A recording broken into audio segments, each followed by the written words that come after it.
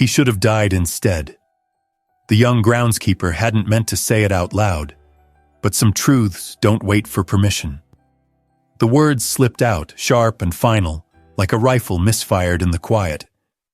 The old man turned. No anger, no confusion, only a stillness that made the morning hold its breath. His uniform hung heavy from his shoulders. The colors faded, the metals dulled, but his eyes, they carried something harder than steel and older than memory. "You're right," he said. He should have. Then, without another word, he stepped forward and did something no soldier ever does. He placed a military medal, one of the highest, not on his own chest, but on a grave that didn't bear his name, and then walked away. No salute, no prayer, just silence. Later that day, the medal disappeared. No one saw who took it, only that in its place, someone had folded a flag. Tucked beneath it, a note. 10 words, no signature. You don't bury guilt. You bury the man who paid for it. That night, questions flooded the news feeds. Why did a national hero leave a medal behind? Who was Private Eli Maddox? And why did Captain Julian Reese, one of the most decorated veterans of his time, stay silent for 55 years?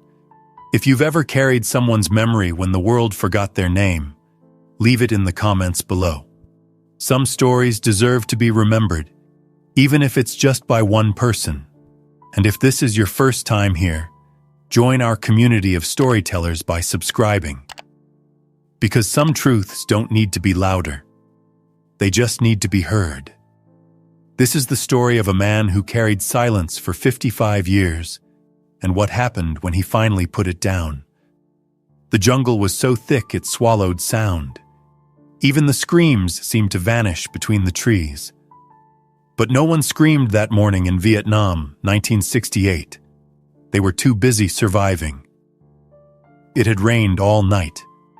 The kind of rain that didn't move, just fell, steady and heavy, like the jungle wanted to drown everything quietly. By morning, the ground wasn't ground anymore, just red clay, knee-deep in places, slower than thought, stickier than fear. They moved in tight formation, boots sinking into the soaked earth, eyes twitching at every movement. 12 Marines on their final sweep before extraction. 11 of them would come home. Leading the unit was Captain Julian Reese, 29, precise, steady, a man with a voice so calm under fire that men believed in it more than maps. He didn't bark orders, didn't wave his hands. He just moved, measured, calm. Like the ground only let him pass because it didn't want to deal with him. Behind him was Private Eli Maddox, 19, unpredictable, too brave for his own good, always the first to crack a joke or run into fire. Too young, too loud, too alive. He sang under his breath when he wasn't supposed to, cracked jokes the night before an op, slept through air raid sirens like they were lullabies. But when the fire came, he was the one already moving. That morning, the jungle was holding its breath. They were supposed to be 3 clicks from the evac point, 2 minutes from clearing that stretch of ravine, and then something beneath Captain Reese's left boot clicked. It was too soft to be a branch, too sharp to be a mistake. Eli saw it before he did. He didn't shout, didn't call out a warning. He just moved. Maddox lunged. His shoulder crashed into Reese's chest, sending the captain backward into the mud, hit him hard with both arms. The explosion swallowed everything. The sound, the air, the light, heat, dirt, light, gone. Reese came to on his back, blood in his ears, the ringing so loud he thought it might be a scream. His hearing was just a pulse, his mouth full of smoke, his left leg numb. He rolled over, coughing up dirt and smoke. Maddox, no answer. He crawled forward, hands burning against the ground, knees tearing through mud, and saw the crater. Hands slipping, body failing. He found him. Eli Maddox was inside it, barely, not whole, not gone, just there. What was left of him? His legs were gone, his uniform shredded, but somehow, impossibly, he was still alive, still breathing, still trying, eyes half open, mouth moving, one eye half shut, one hand twitching. Reese reached for him. No, no, no, stay with me, medic! He pressed both hands against Maddox's chest. It didn't matter. Maddox didn't flinch. His hand touched Reese's, not gripped, just touched, like he had nothing left to give but that one gesture. He just looked up, barely, and whispered, "You go home, sir." It wasn't a request. It was an order. And then the light left his eyes, like smoke pulled upward by something no one could see. The light inside him disappeared. Reese didn't stand, didn't move. He just stayed kneeling beside the body until the medevac came, covered in someone else's blood, holding a name he didn't know how to carry. The team extracted. The report was filed. The mission was declared successful, a tactical success. Enemy fire neutralized. Extraction complete. One casualty. The body of Private Eli Maddox was shipped back in a box no wider than a church pew, with a flag over the top and no name on the citation. No next of kin listed. No commendation submitted. And Captain Julian Reese, the man who survived, was told to dress for Washington. They were pinning him for valor. He stood in the mirror that night, weeks later, adjusting a uniform that no longer felt like his. The ribbon bar sat neatly on his chest, but every color on it looked borrowed. The general read from a podium, "Captain Julian Reese, for exceptional leadership under fire. Bravery in the line of duty." The medal was placed. The flashbulbs fired. The room stood. The words floated past him. Exceptional leadership. Valor under fire. Sacrifice. But Julian Reese did not blink. He stood still while they pinned a medal on his chest, because in his breast pocket was a letter, written in his own hand, never mailed. To the family of Private Eli Maddox, your son saved my life. The envelope was folded 3 times, the corners worn soft, the ink slightly smudged, clean and barely touched. He carried it through the ceremony, carried it home, and placed it in a drawer next to the medal that never belonged to him. He shut the drawer and never opened it again. He took it home, placed it beside the medal, closed the drawer, and never opened it again. He moved through the next 5 decades like a man walking underwater. He taught at the academy, refused a promotion to general, sat through military funerals without speaking, attended banquets where his name was read aloud with phrases like decorated, distinguished, and exemplary. For 55 years, Captain Julian Reese never spoke the name. Not to colleagues, not to interviewers, not to the military historians who begged him for memoirs, and certainly not to the men who served under him and called him a living legend. He always nodded. He always smiled. He never corrected them. But the drawer stayed shut, and the letter inside it aged quietly. Inside. The medal. The letter. A silence that had hardened into shape. There were rumors, of course, that something had happened in Vietnam, that the captain had turned down the Medal of Honor twice, that he'd refused a 4th star for reasons no one could explain. He never married, never drank much, never spoke about Vietnam. Not because he couldn't, but because if he started, he wasn't sure what part of himself would remain standing after the words finished falling. The name Maddox was never heard again, not from his mouth, not in reports, not in any publication, record, or memory outside of that drawer. But none of that made it into his obituary, because Captain Reese hadn't died. Not yet. But the body remembers what the mind tries to bury. And in the spring of his 84th year, Reese began waking at 3:17 a.m., not to a sound, to the absence of one. Same hour. No alarm, just absence. He would sit upright in the dark, heart hammering like it was under fire, and listen.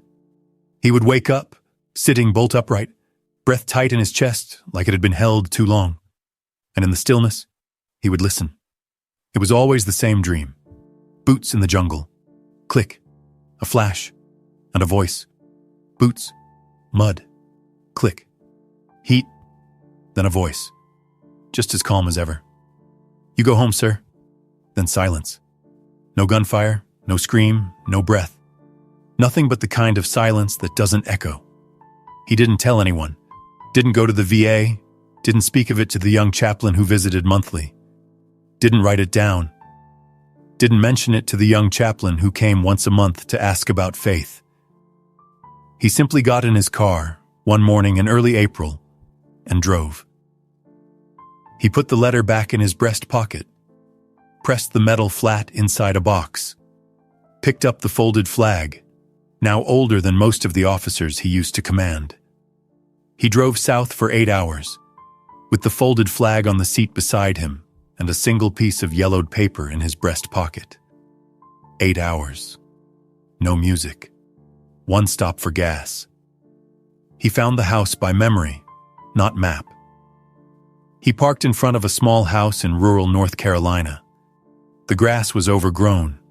A porch light flickered, though it was still day. The paint tired. The porch light on, even though it was noon. He stepped out, checked the address once, then climbed the 3 creaking steps. Knocked. A woman opened the door. 30-something. Tired eyes. No makeup. No alarm. Just the wariness of someone used to unexpected visitors. A face that looked like it had inherited someone else's waiting. Can I help you? He cleared his throat. My name is Julian Reese. I served with Eli Maddox in Vietnam. A pause. A long one. She stared. Then the woman stepped aside. I'm Anna. He was my uncle. He nodded once, not as confirmation, as confession. The house smelled of old books and burnt coffee. It smelled like dust and time. Reese stood in the living room, hands at his sides like a boy called to the principal's office. He didn't sit until she asked him to. Didn't speak until something on the mantel caught his eye. She gestured to the couch. He sat. She asked nothing. He offered nothing. Until his eyes caught something on the mantel. A dusty photograph, tucked behind 2 mismatched candles. A photograph, half obscured behind old birthday cards and expired coupons. It was Eli, in dress blues, grinning like he didn't know what fear meant, smiling like death was a bad joke only he got. Reese stood, stepped closer, and reached for the frame. His hand hovered, then slowly. He brushed the dust away with his thumb. Didn't touch the frame, just wiped the dust with his sleeve. Anna said softly, My grandmother put that there. She never told us anything about him, just that he died in the war. No medals, no letters, just a telegram. My grandmother never talked about him. Not once. We only got the telegram. No letters, no medals. Not even the body, just a flag. Reese swallowed hard, the kind of swallow that comes after a lifetime of drought. He didn't speak. He just reached into his coat. He pulled the envelope from his coat. The paper nearly crumbled in his hand. Yellowed, creased, softened by age but unbroken. I wrote this. In '68, I never sent it. She took it, gently, read it in silence, took it like it might crumble, read it in silence, then looked up. When she finished, she didn't cry. Why now? Reese didn't answer. Instead, he said, "There's a drawer in my house. It's had two things in it for over 50 years. This letter and the medal they gave me for surviving." He turned to the photo. "He died saving my life, and I spent mine pretending he didn't. There's been a drawer in my house for 55 years.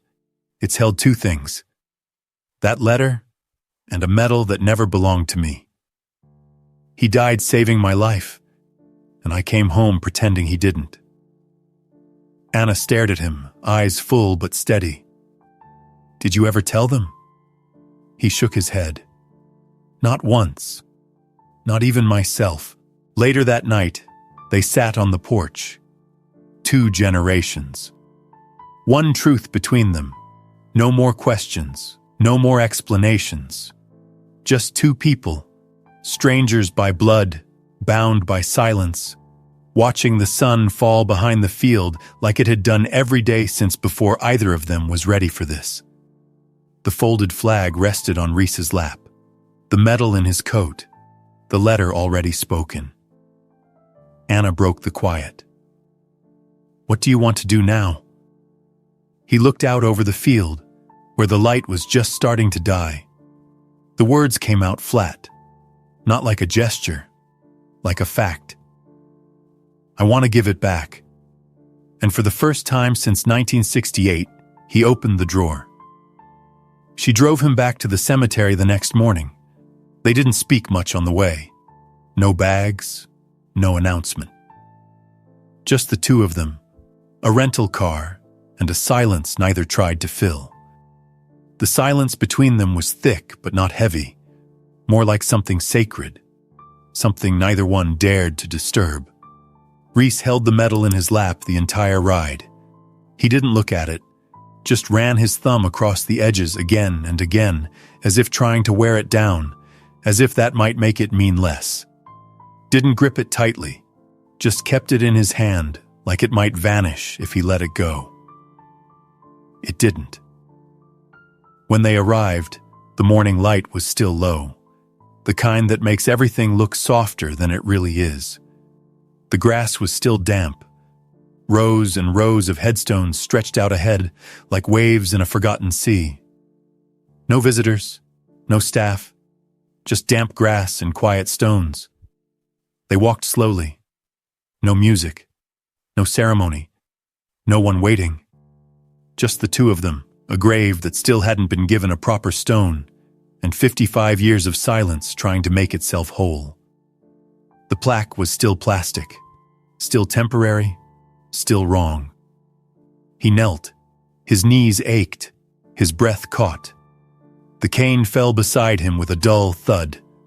Not out of ceremony, out of gravity. It was time. He placed the medal gently on the plastic plaque.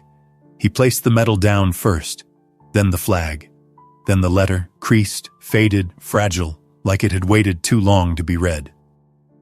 Maddox, Eli J., USMC, 1948-1968.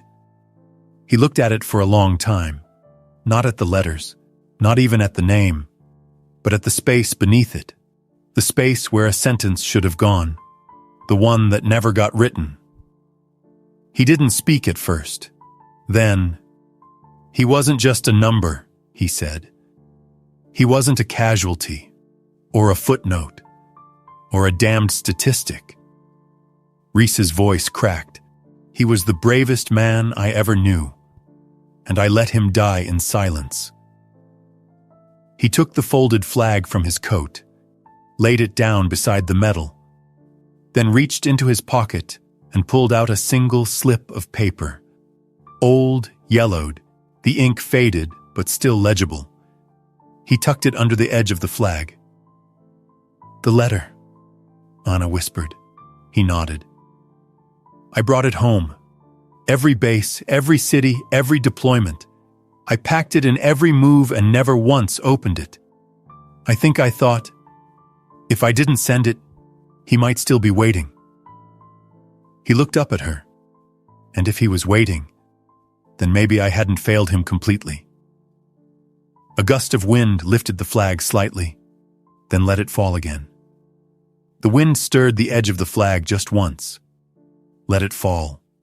They stood there, not as soldier and civilian, not as captain and kin. Just two people holding space for someone who never got the space he deserved. Finally, Reese saluted. Slow. One motion. It held longer than protocol.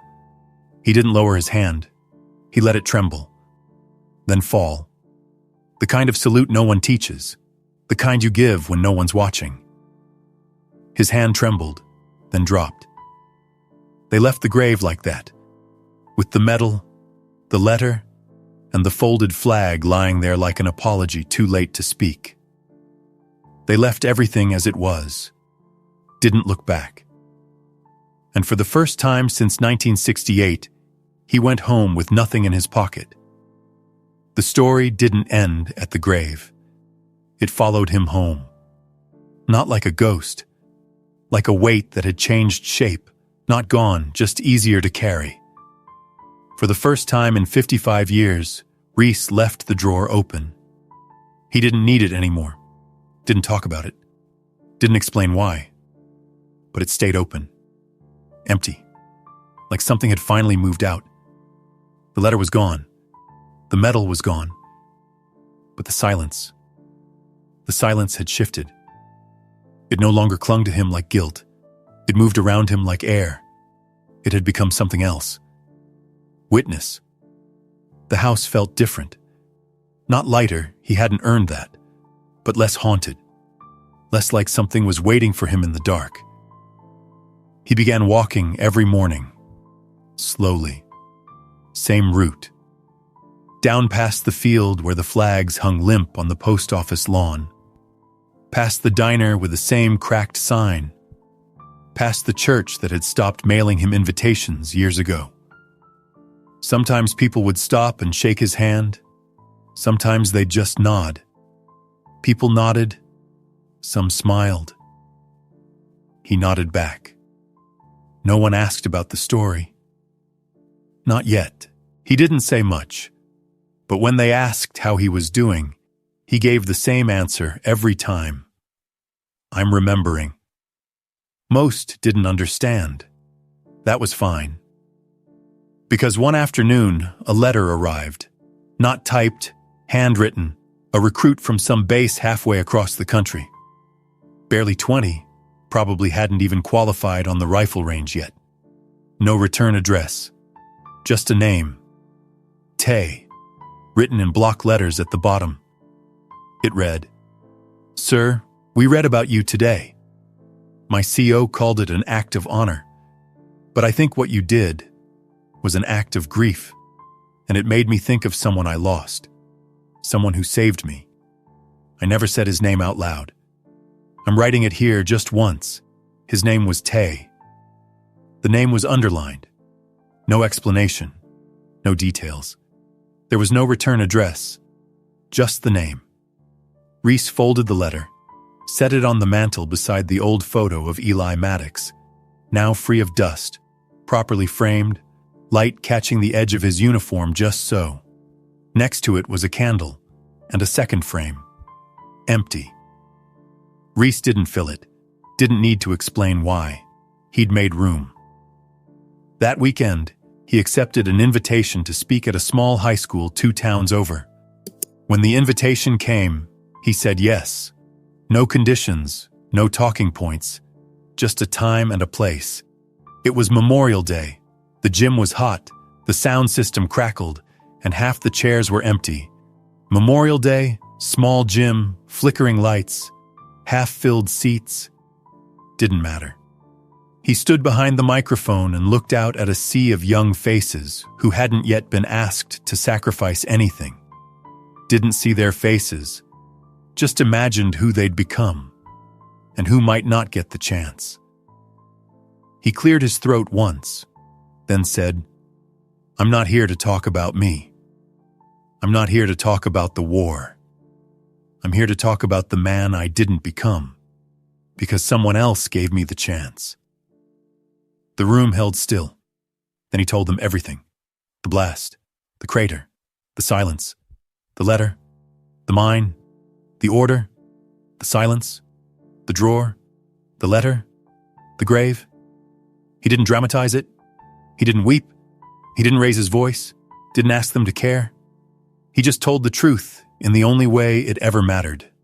Plainly. He just spoke. Like it had taken him 55 years to say it once, and now he didn't need to say it again. When he finished, no one applauded. They just sat, breathing, quiet. No one moved. They just sat there, quiet, like maybe they heard something he hadn't said. It was the loudest silence he'd ever heard. Afterward, a girl maybe 17 approached him. A girl in the second row opened her notebook, wrote one word in the corner. Maddox. He saw it, didn't say a thing. The girl didn't ask for a signature, didn't take a photo. She just said, "Thank you for not keeping it to yourself." Reese nodded, and for the first time in his life, he meant it. He passed away 3 months later. Peacefully, they said, in his sleep. No pain, no hospital. Just a slow, final breath in a quiet room where the window had been left open. Not suddenly, not painfully, just quietly, a morning like any other.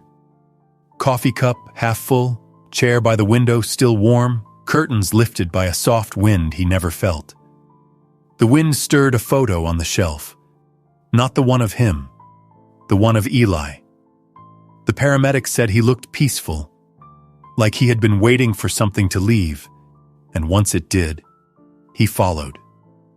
There was no national coverage, no speeches from generals, no television crews, no folded flag on national broadcast, no last salute in uniform. But word spread, as these things do, through quiet circles of people who knew, who had heard the story or felt it, or told it to someone else like it was their own. Anna organized the burial. It was small. No rifles, no podium, no invitations, no program, just a coffin, draped in the flag that had once lain on Eli Maddox's grave, now refolded. Carried back, not as a symbol of war, but of closure. She spoke first. He didn't live perfectly, but he left nothing behind. Then a pause, a slow breath. And I think that's what redemption is. Not a prize, a return. They buried him beneath an oak tree just outside town. The headstone was plain. The headstone was already ready. Captain Julian Reese, USMC 1939-22-23, witness, no quote, no epigraph. Just that. Nothing else. No rank, no medal, no epigraph. He hadn't wanted any. Because sometimes the only way to carry truth is to let go of everything else. She buried him with the second frame. Still empty. That was the point. Later that summer, the high school where he spoke placed a small plaque at the base of their flagpole. 2 names, no explanation. Private Eli Maddox Valor never vanishes, Captain Julian Reese. Some names remember others, the students didn't ask who they were. They were told a story, a real one without winners or parades. Just a man who didn't forget, and a boy who never got the chance. Students passed it every morning. Some slowed, most didn't. But every so often, one would pause, read the names, look up, say nothing, but say it anyway. In a cemetery a few hours away, there's a plastic plaque that's finally been replaced. The new stone is simple, gray, unpolished. Just a name, a date, and one line added at the bottom. He didn't go home alone. People still ask about the medal. Who took it? Where it went? But medals don't matter. Not anymore. Not when the silence has already done the work. Now, when the sun rises on certain mornings, if the wind is right, and someone is walking alone through Arlington or Asheville or anywhere that memory lingers longer than logic, they might pause. They might see a name on a stone and wonder. Maddox. And maybe they'll whisper it once. Not loudly. but just enough for history to hear. Because names like his don't disappear. They wait. And sometimes they're carried. Sometimes memory doesn't shout. Sometimes it doesn't even speak. It just waits and walks and carries. And if you're lucky, when the weight is finally too much, someone will be there to carry it with you. Because some truths don't need to be louder, just heard.